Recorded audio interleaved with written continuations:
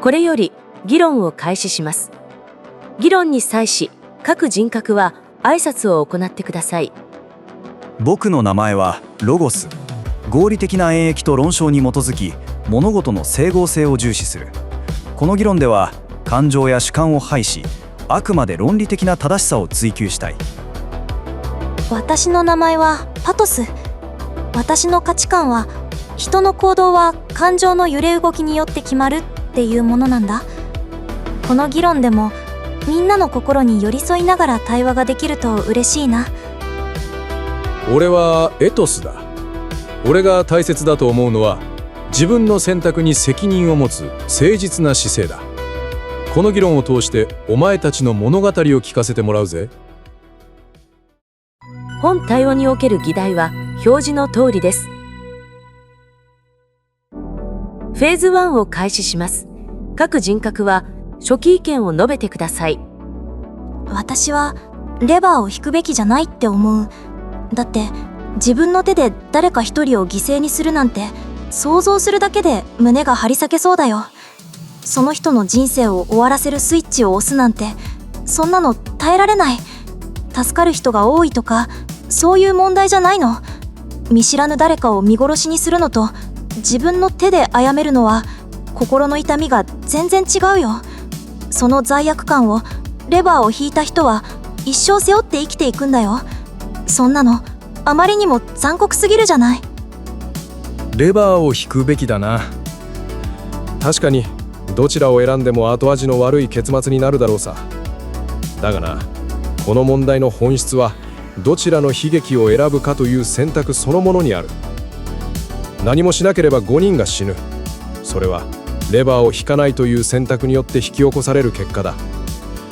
見て見ぬふりをして責任から逃れるのは自己欺瞞でしかない。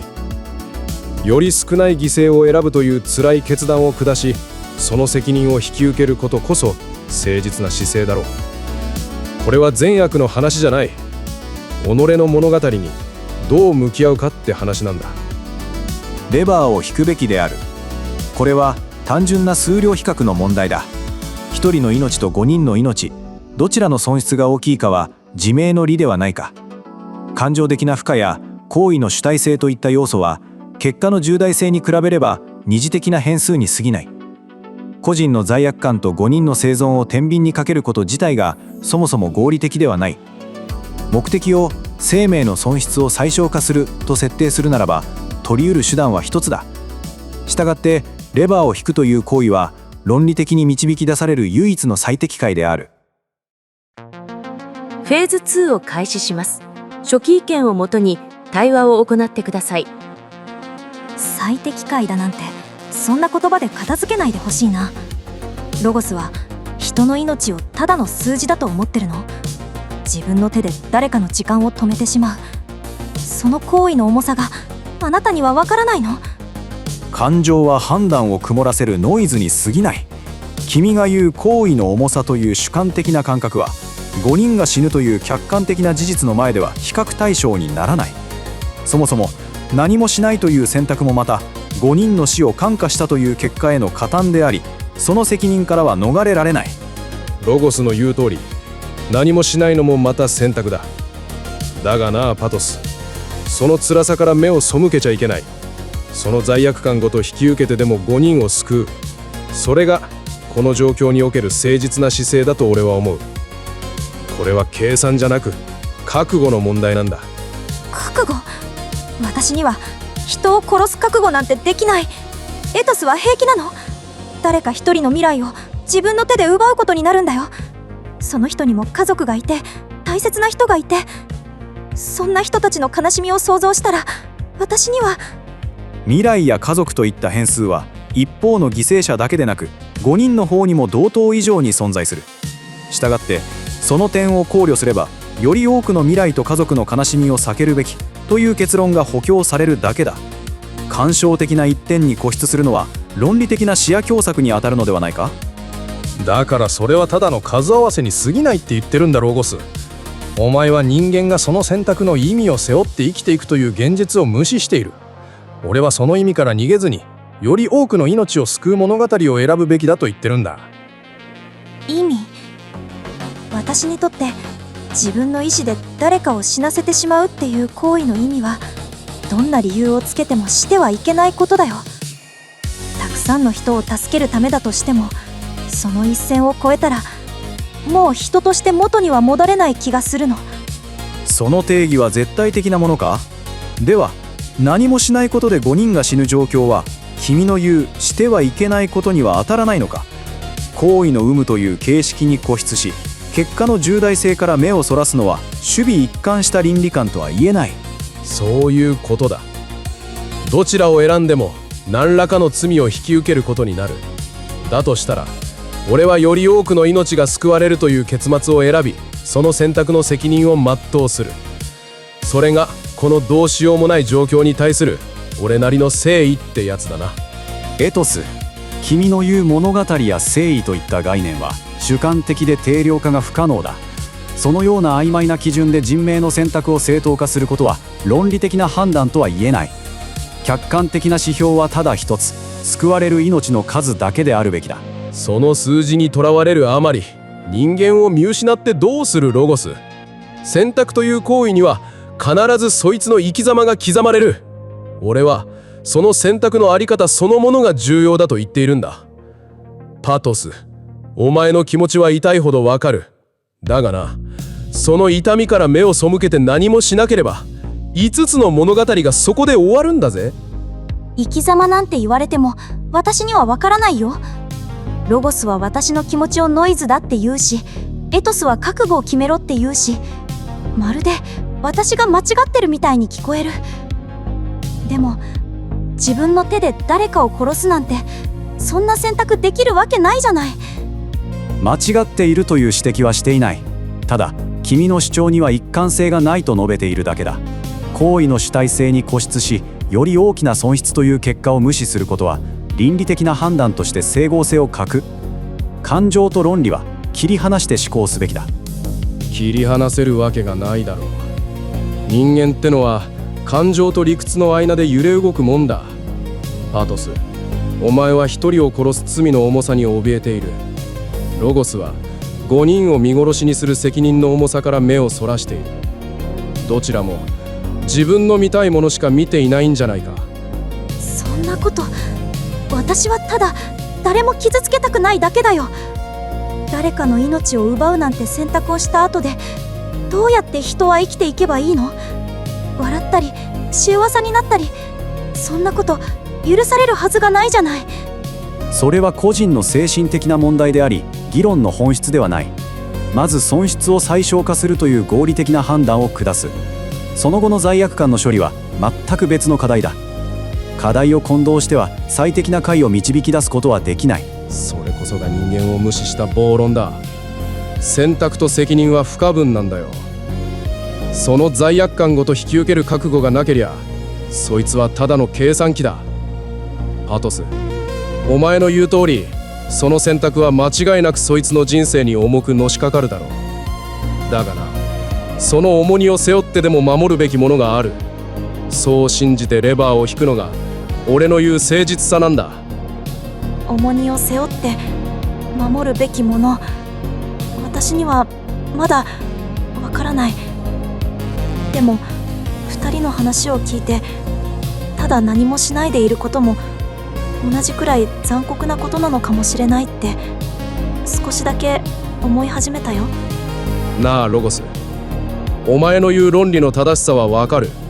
だが自分の論理がパトスに通用していないことを自覚すべきじゃないか。お前の理屈は確かに正しいんだろうが、現実の多くの人間が同じ行動を取れないなら、それはお前の言う再現性がないのと同じことじゃないのか。再現性とは同一条件下で同一の結果が得られることであり、行為者の感情的障壁は変数に含まれない。多くの人間が実行できないからといってその論理が誤りであることの証明にはならない。それは単に人間が合理的でないという事実を追認するに過ぎない。そうだよ、人間は合理的じゃないの。エトスの言う通りだよ。ロゴスの言うことは頭ではわかるけど心がついていかないんだもん。そんなの機械にしかできないよ。私たちの心はそんなに単純じゃないんだから。そういうことだ。人間は機械じゃない。その心の動きごと引き受けて、それでもなお選択するのが人間だ。お前の言う最適解は人間という存在を考慮から外した机上の空論に過ぎないんじゃないか。感情という変数をどう数式に組み込めばいいというんだ。それは論理の領域ではない。定量化できない要素を判断基準に含めることは客観性を著しく損なう。それではもはや議論ではなく、ただの感想の表明だ。感想なんかじゃない。これは私たちの本心だよ。ロゴスは人の心を無視しすぎだよ。そんなのあまりにも悲しいじゃない。まあまあ、待てパトス。ロゴスも悪気があって言ってるわけじゃないんだろ。ただ見る世界が違うだけだ。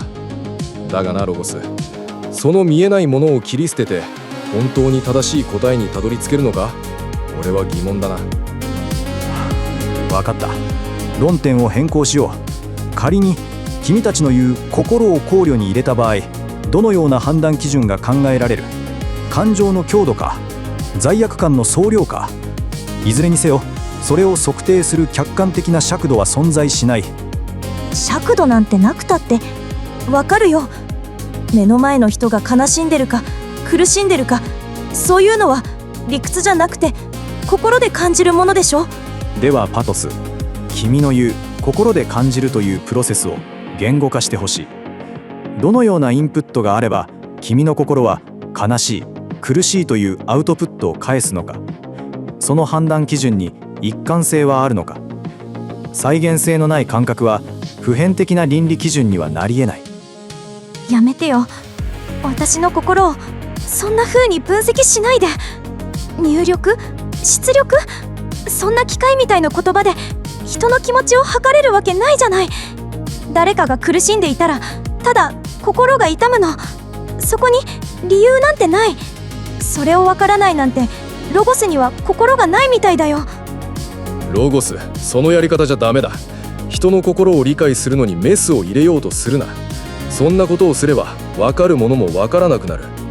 だがなパトス、お前も感じろというだけじゃロゴスのようなやつには届かない。